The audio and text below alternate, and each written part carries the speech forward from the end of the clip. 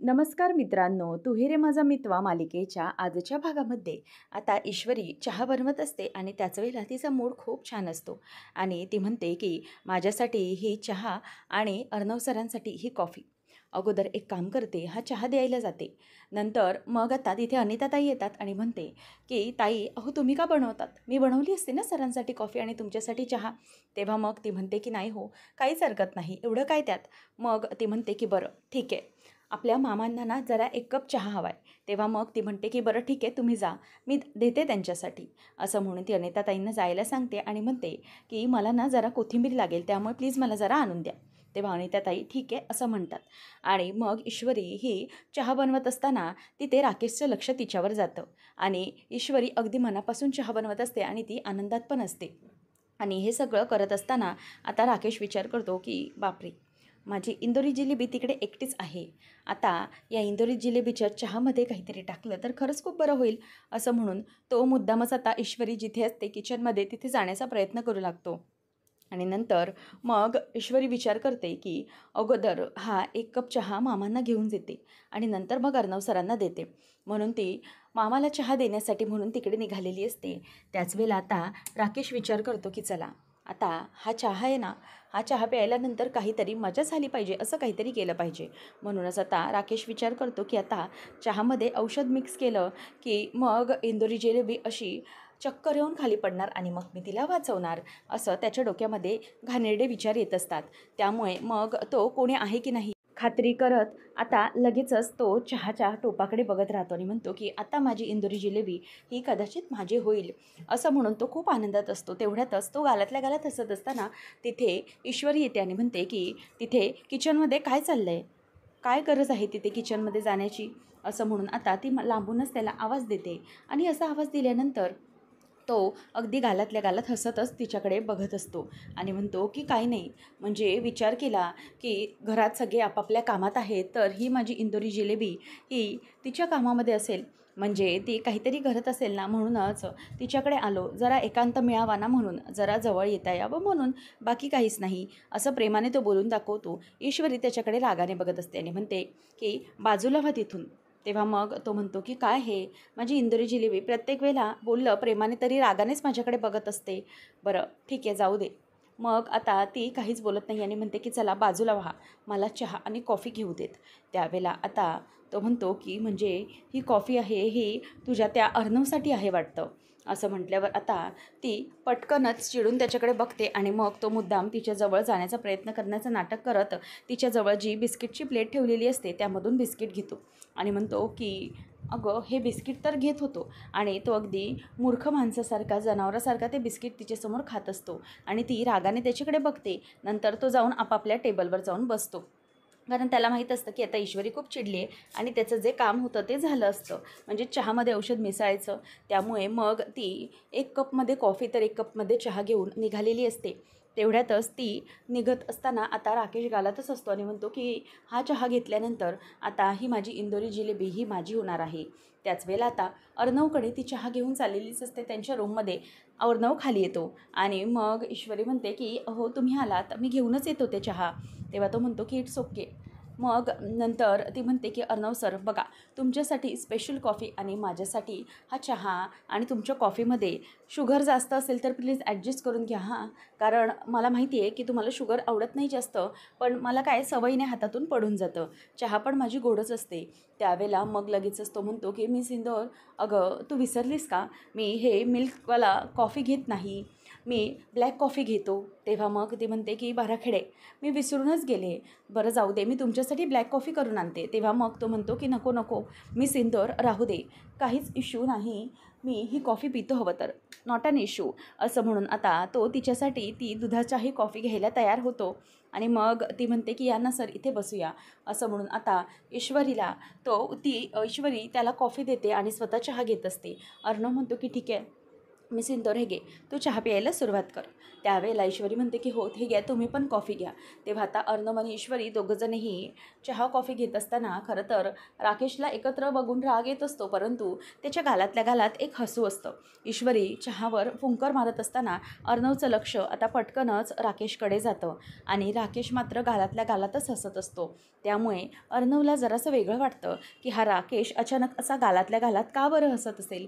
कारण जर दोघांना एकत्र पाहिलं तर त्याच्या चेहऱ्यावरचे रंग खरं तर उडायला हवे होते, परंतु तो गालातल्या गालात का बरं हसत असेल याचा विचार आता अर्णवच्या मनामध्ये येऊ लागतो. आणि अगदी समजसूचकता दाखवूनच अर्णव हा ईश्वरीकडे बघत असतो आणि त्या राकेशकडे बघतो. तेव्हा राकेश आता त्याच्याकडे अशा कोणत्या तरी नजरेने पाहत असतो जेणेकरून एकदा की ही कॉफी ईश्वरी प्यायली की नक्कीच काहीतरी होणार आणि त्याच्या मनासारखं काहीतरी घडणार, म्हणूनच आता अशाच भावनेने तो त्या दोघांकडेही पाहत असतो.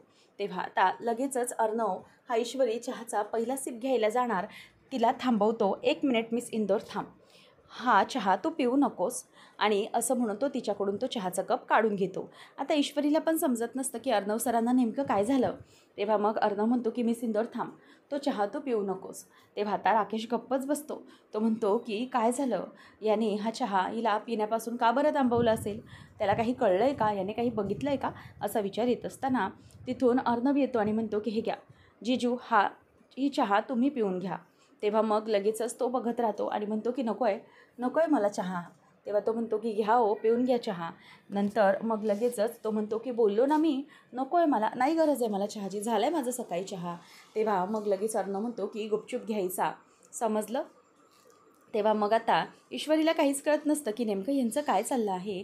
ईश्वरी म्हणते की अर्णव सर, काय झालं आहे, काय होतं आहे ना ते मला खरंच काही समजत नाही आहे, म्हणजे काही प्रॉब्लेम आहे का, म्हणजे हा चहा तुम्ही का घेतलात माझ्याकडून आणि यांना देताय. तेव्हा मग अर्णव म्हणतो की मिस इंदोर, याने तुझ्या चहामध्ये काहीतरी मिक्स केलं आहे. तेव्हा हे ऐकल्यावर ती म्हणते की काय माझ्या चहामध्ये. तेव्हा मग लगेचच राकेशला तो म्हणतो की हो बरोबर, चहामध्ये मिक्स केलं आहे काहीतरी, म्हणूनच हा चहा पित असताना तुझ्याकडे हसत बघत होता. तेव्हा मग लगेचच आता राकेश म्हणतो की अरे वा अर्णव, क्या बात आहे, मानलं हा तुला. बरं पण मला सांग की तुला कसं दिसलं, तू तर इथे किचनमध्ये नव्हतास, मग तू वरून वगैरे पाहिलंस का मला काहीतरी कॉफीमध्ये औषध टाकत असताना. तेव्हा ईश्वरी पण घाबरते. अर्णव म्हणतो की हे बघ, तू जरीही इथे असलास आणि मी कुठे असलो ना, तुझ्यावर माझं पूर्ण लक्ष आहे, लक्षात ठेव, तू काही केलंस तरी मला ते सगळीकडे समजणार. तेव्हा मग आता राकेश म्हणतो की काय यार अर्णव, इतकी मेहनत करून मी मस्तपैकी प्लॅन तयार केला होता आणि तू मात्र त्याच्यामध्ये पाणीच टाकलंस रे, म्हणजे त्या प्लॅनची मातीच केलीस तू. बरंच खरं मानलं पाहिजे बरं का तुला, म्हणजे तुझं लक्ष अगदी बरोबर असतं माझ्यावरती. आणि हो बरोबर आहे, या चहामध्ये मी काहीतरी मिक्सच केलं होतं. आणि त्यावेळेला मग ईश्वरी म्हणते की हलकट नालायक माणूस आहे हा, म्हणजे इतकेही विचार करतोय हा. तेव्हा आता लगेचच तो म्हणतो की हो बरोबर, म्हणजे काय ना, आता माझा हा प्लॅन तुम्हाला समजला, परंतु मला एका गोष्टीचा आनंद झाला आहे बरं का. इथून पुढे ना तुम्ही चहा जेव्हाही प्याल ना, तेव्हा तुमच्या मनात माझ्या नावाची भीती नक्कीच असेल की मी काही केलं आहे तर नाही ना, असं म्हणून तो आता तिथून निघून जातो. आणि ते दोघंही आता टेन्शनमध्ये असतात. ईश्वरीचाही चेहरा पडलेला असतो. ती म्हणते की काय आहे हे सगळं. तेव्हा मग अर्णव तिला ते सगळं विसरवण्यासाठी म्हणतो की मिस इंदोर, आता एक काम करशील का, 1-2 अद्रकवाल्या चहा बनवशील का. तेव्हा मग ती म्हणते की 2 कप म्हणजे. तेव्हा तो म्हणतो की एक तुझ्यासाठी आणि एक माझ्यासाठी. ती म्हणते की तुम्ही अद्रकवाली चाय पिणार अर्णव सर. तेव्हा मग तो म्हणतो की हो पिणार तर नक्कीच पिणार, पण त्याच्यासाठी ना एक अट आहे माझी. ती विचारते कोणती. मग तो म्हणतो की चहाची टेस्ट मात्र तुझ्या हातच्या आईसारखी हवी बरं का. तेव्हा ती म्हणते की माझ्या हातच्या आईसारखी चव.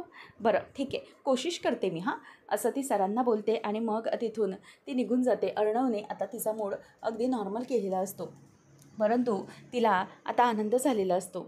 नंतर मग आईचं काहीतरी काम सुरू असताना तिथे नमू येते आणि म्हणते की आई, मला ना त्या राकेशचा खरंच खूप राग आला आहे.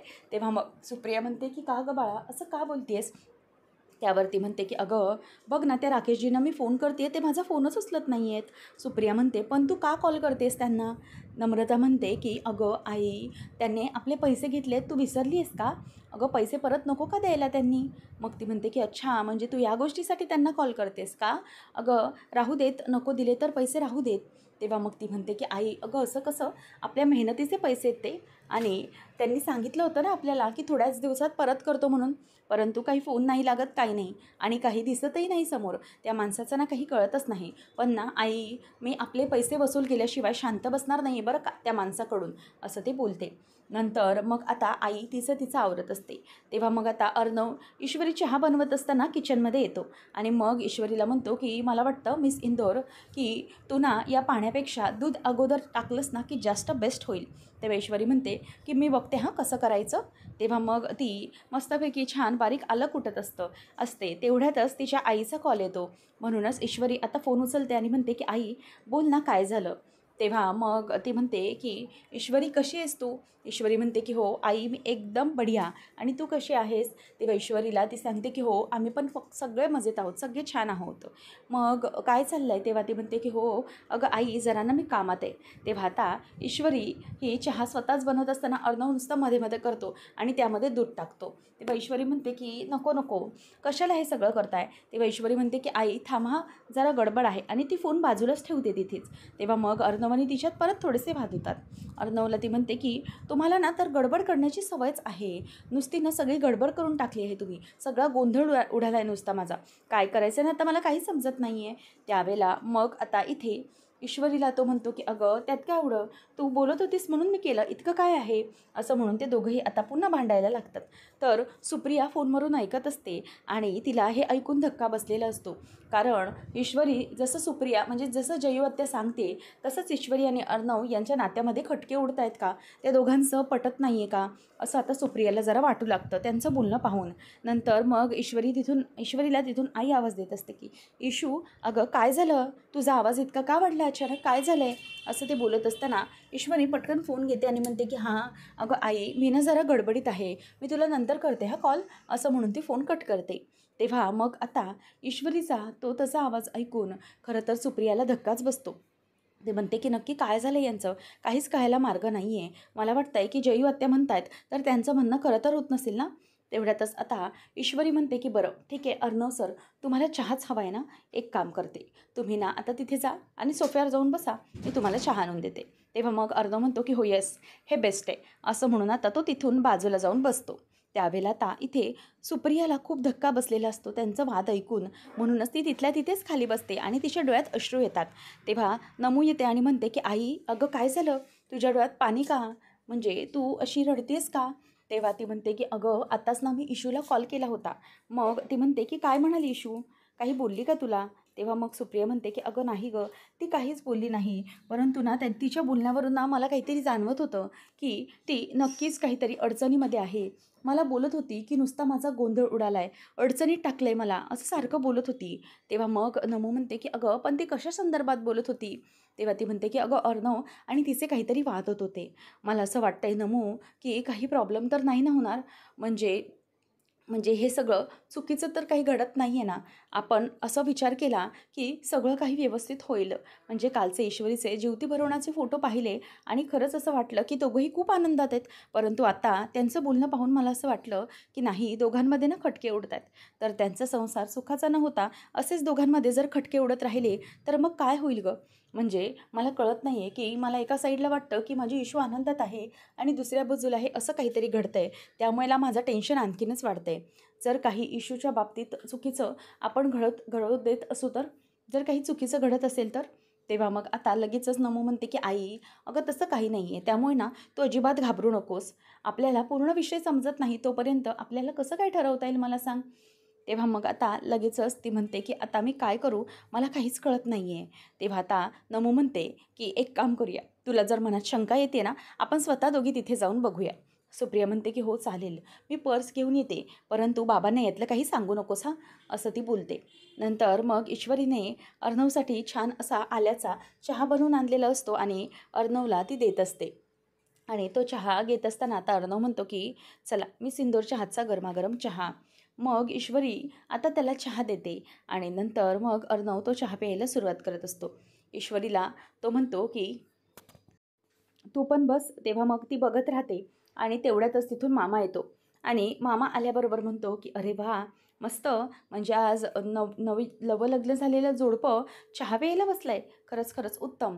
नंतर मग तो आता मामा म्हणतो की बरं ईश्वरी, तुझ्या हातचा चहा झाला होता ना, तो एकदम बेस्ट बढिया होता बरं का. तेव्हा ईश्वरी आता त्याच्याकडे हसत बघत असते आणि नंतर मग तो म्हणतो की खरंच मी सिंदूरच्या चहाचा कोणी हात पकडू शकत नाही. त्यानंतर मग आता इथे लगेचच ईश्वरी असं बोलताना अर्णव सरांकडे बघायलाच लागते आणि मग त्या दोघांचं काहीतरी बोलणं होतं. तेव्हा अर्णव आता गालातच हसतो. तेव्हा लगेचच मामा म्हणतो की बरं आहे, म्हणजेच नवजोडपं आता एकमेकांची तारीफ पण करायला लागले बरं का. खरंच चांगलं आहे, चांगलं आहे असं म्हणून आता मामा त्याच्या बाजूलाच तिथेच बसतो. ईश्वरी त्याचीच उभी असते. तिचा काही चहा पिऊन तेव्हाही होत नसतो. तेव्हा मग लगेचच मामा म्हणतो की बरं वाटलं, म्हणजे आता नव्या जोडप्याची गाडी रुळावर आलेली दिसत आहे.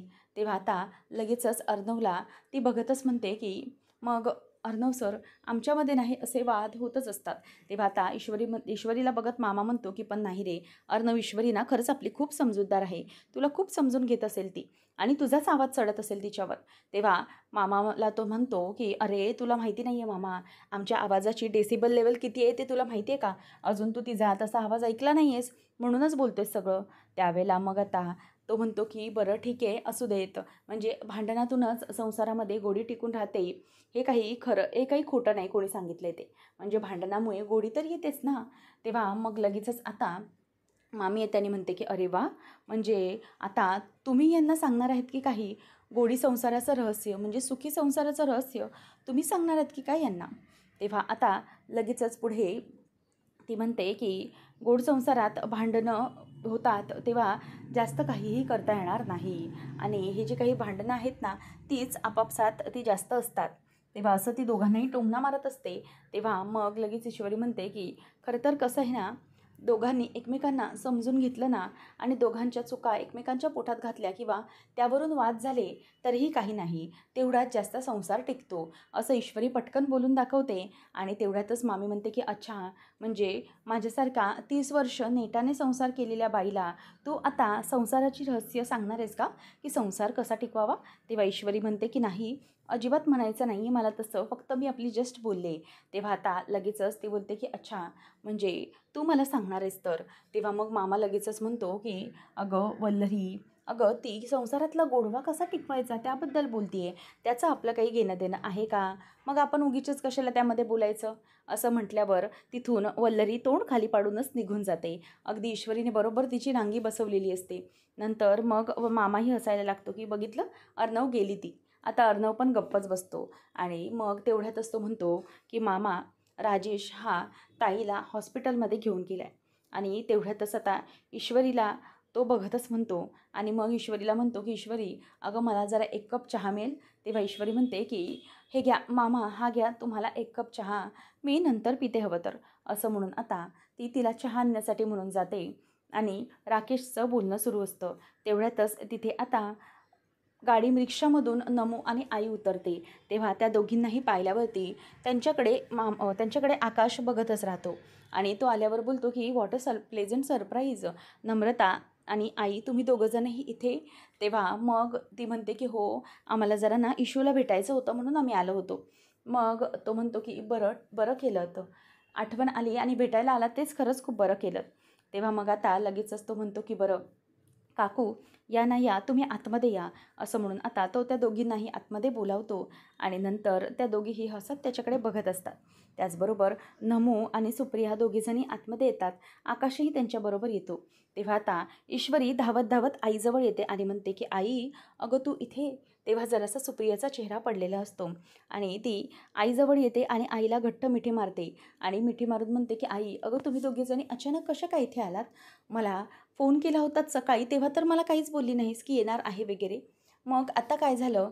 त्यावेळेला नम्रता म्हणते की अगं आई, अगं इशू, आईला ना तुझी आठवण आली. तुझा फोन ठेवला ना, त्यानंतर तिच्या डोळ्यात मी पाणी पाहिलं आणि म्हणूनच मला दिसलं की तिला तुझी आठवण येते. म्हणूनच मग तिला मी घेऊन आले. म्हटलं आता थांबायचं नाही, चल आपण इशूला भेटूनच येऊया. म्हणूनच त्यावेळेला आता लगेचच ती म्हणते की हो. आणि आकाश तिथे उभाच असतो आणि तो म्हणतो की बरं केलं आठवण आली म्हणून भेटायला आलात. तेव्हा लगेच नम्रता म्हणते की आकाश सर, अहो तुम्हाला ऑफिसला जायला उशीर होत असेल ना. तेव्हा आकाश म्हणतो की हो, ॲक्च्युली माझी महत्त्वाची मीटिंग पण आहे. बरं ठीक आहे, तुम्ही कॅरी ऑन करा, मी निघतो, असं म्हणून आकाश तिथून निघून जातो. त्यावेळेला आता इथे ईश्वरी आईला बघत असते आणि म्हणते की आई अगं काय झालं तू. तेव्हा सुप्रिया तिला म्हणते की तुझं काय झालं आहे ते मला सांग आई. ईश्वरी अगं हे सगळं काय झालं आहे, म्हणजे तू काही आमच्यापासून लपवतेस का, काही प्रॉब्लेम आहे का तुला जे आम्हाला सांगत नाही आहेत. हे बघ ईश्वरी, बोलून ना सगळे प्रॉब्लेम सॉल्व्ह होतात. आयुष्यात जरीही प्रॉब्लेम असले तरीही आपल्या माणसाशी ते बोलायचे असतात अगं. त्यांच्याशी दुःख शेअर केल्याने आपल्यालाही काहीतरी मार्ग मिळतो असं असतं. त्यावेळेला आता हे सगळं होत असताना ईश्वरीला खरं तर काहीच कळत नसतं की नेमकं काय चालू आहे ते. परंतु ती खरंच खूप विचार करते की नक्की आईला आज झालं आहे तरी काय, ती असं का बोलते आहे. तेवढ्यातच आता नमू म्हणते की हो अगं, म्हणजे तुझा आवाज आणि त्या दिवशीचा पण आवाज आणि आत्ताचा पण असा जो काही आवाज तो ऐकला ना, त्यामुळे जरा टेन्शनच आलं आईला. काय बोलावं तिला काहीच कळत नव्हतं. तेव्हा मग आता आकाश तर निघून गेलेला असतो, परंतु ईश्वरीला आई म्हणते की मला ना खरंच खूप भीती वाटते. म्हणजे काही प्रॉब्लेम तर नाही ना, अर्णव आणि तुझं सगळं व्यवस्थित तर चालू आहे ना, असं ईश्वरीला आता ती विचारत असते. तेव्हा ईश्वरी म्हणते की अगं आई, तू काळजी कशाला करतेस, सगळं काही व्यवस्थित आहे. प्लीज तू अशी चिंता करू नकोस. आणि हे काय, तुझा चेहरा बघ कसा झाला आहे, असं का करतेस तू, असं ती आता बोलायला लागते. त्यामुळे मग आता इथे हे सगळं होत असताना अंजली आणि राकेश दोघंजणही आलेले असतात.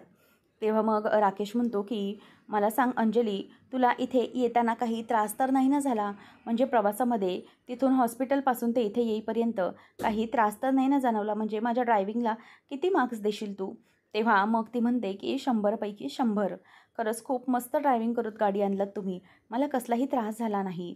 त्यावेळेला मग आता ती म्हणते की खरंच खूप छान वाटलं. तेव्हा मग तो म्हणतो की अगं तुला काय सांगू, आजच्या सोनोग्राफीला ना मला खरंच खूप बरं वाटलं. म्हणजे आपलं बाळ जेव्हा डॉक्टरांनी दाखवलं ना, तेव्हा असं इतकं भरून आलं म्हणून सांगू, असं वाटत होतं की आपलं सगळं जगच आपल्याला दिसतंय. खरंच खूप आनंद झाला त्यावेळेला मला. म्हणजे आपल्या प्रेमाचं प्रतीक हे असं थोड्या थोड्या दिवसांनी वाढतं आहे, हे पाहून खरंच खूप बरं वाटलं.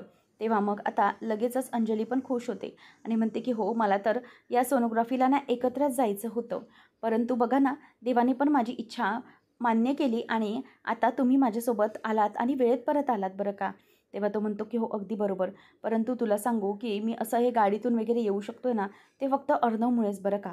म्हणजे ना अर्णवने माझ्याकडे कोणताही विचार न करता तुझ्यासारखी गुणी बायको आणि अशी गाडी किंवा पैसा हे सगळं दिलं आणि देताना माझ्याबद्दल काहीही चुकीचा विचार केला नाही बरं का. सगळं अगदी भरभरून दिलं. तेव्हा ती म्हणते की अहो तुम्ही आहातच ना तसे, आणि तसंही चिंटू कसलाही विचार करत नाही, माहिती आहे ना आपल्या माणसांसाठी करताना. तेव्हा राकेश म्हणतो की हो, खरंच मी लक्की आहे बरं का, की असा मेहुणा मला मिळाला. आणि मग तो म्हणतो की बरं अंजली, मी बॅग्स वगैरे घेऊन येतो, तू जरा पुढे हो, हळूहळू जा, असं म्हणून तो तिला जायला सांगतो. आणि त्यातल्या त्यातच तो बाहेर उभा राहून म्हणतो की आता बघ कसली गंमत येणार आहे ते, तू पुढे बघतच राहा काय काय घडतंय ते, असं म्हणून आता राकेश हा मात्र खूपच खुश होत असतो. त्यानंतर पुढच्या भागात आपल्याला पाहायला मिळतं की अंजली हॉस्पिटलमधून आलेली असते. तेव्हा सुप्रिया म्हणते की अगं, त्या सोनोग्राफीसाठी गेल्या होत्या इशू, मग तू त्यांना एकटं का जाऊ दिलंस. अगं त्यांच्या सोबतीला तू जायचं होतंस ना हॉस्पिटलमध्ये. तेव्हा मग ती म्हणते की नाही हो काकू, मी काही एकटे नव्हते गेले, माझे मिस्टर म्हणजेच राजेश ते होते ना माझ्यासोबत. थांबा हां, तुम्ही अजून त्यांना भेटलेलाच नाही आहात ना, थांबा येतच असतील ते, तुम्हाला त्यांची मी ओळखच करून देते. हे बघा येतीलच आता इतक्यात ते, असं म्हणून आता ती राजेशची वाट बघत असते. तेवढ्यातच स्वतःचे चेहरे बलून्सले नपवत राजेश म्हणजेच राकेश चालत येत असतो. त्यावेळेला तर सुप्रिया आणि नमू त्या दोघांनाही बघण्यासाठी खूप एक्साईट असतात. त्याच वेळेला तो आता ते बलूनचा जो गुच्छा असतो तो बाजूला करतो आणि स्वतःचा चेहरा दाखवतो. आणि त्याला पाहिल्यानंतर नमू आणि सुप्रिया आता दोघीजणी अगदी धक्क्यात जातात. कारण आता त्या दोघांनाही फायनली त्याचं सत्य समजलेलं असतं. म्हणजे ईश्वर इतक्या दिवसापासून का बरं नाराज आहे आणि कुठल्या दुःखात आहे, हे सत्य आता त्या दोघांनाही समजणार असतं. तर नेमकं आता पुढे काय घडणार आहे हे पाहणं रंजकतेचं ठरणार आहे. अशाच मालिकांचे अपडेट जाणून घेण्यासाठी आजच आपल्या चॅनलला सबस्क्राईब नक्कीच करा. धन्यवाद.